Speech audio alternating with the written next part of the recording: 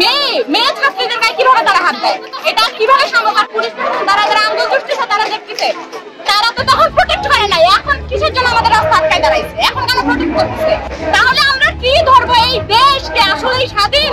এই দেশকে স্বাধীন দেশ? বাংলাদেশে ছাত্রলীগের সভাপতি যে দেখে দিবে বলছে, সে হতে পারে সরকারের পালিত চামচা, বাট আমরা না। আমরা কি আসলে স্বাধীন বাংলাদেশে বসবাস করছি? ৭১ সালে কি আসলেই দেশ স্বাধীন হয়েছিল, না এখন আবার নতুন করে দেশ স্বাধীন করতে হবে? কোনটা? এটাই হচ্ছে আমাদের পক্ষ থেকে প্রশ্ন। প্রশাসন আসলে কি করতেছে? সরকারের তরফ থেকে পাঠানো প্রশাসন এবং ছাত্রলীগ বনাম কতগুলো হারাটিয়া টোকাই বস্তি থেকে উঠাই নিয়ে আসছে নেশাখোর, এরা হচ্ছে কিভাবে স্টুডেন্টদের গায়ে, এটা সাহস হয় কিভাবে পাবলিক বা প্রাইভেট ইউনিভার্সিটির স্টুডেন্টদের গায়ে হাত দেওয়ার?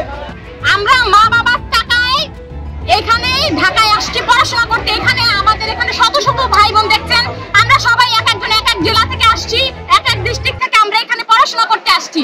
তো ওই আওয়ামী লীগ নামক যে হচ্ছে সরকারের পালিত যে সন্ত্রাসীগুলা, তারা কি করবে ওটা আমরাও দেখে নেব। যতক্ষণ না আমরা সুষ্ঠু বিচার পাই, তারা কেন স্টুডেন্টদের গায়ে এভাবে টোকাই ভাড়া করে হাত দিল, এটা যতক্ষণ আমরা সুষ্ঠু বিচার না পাবো আমরা রাজপথ ত্যাগ করবো না।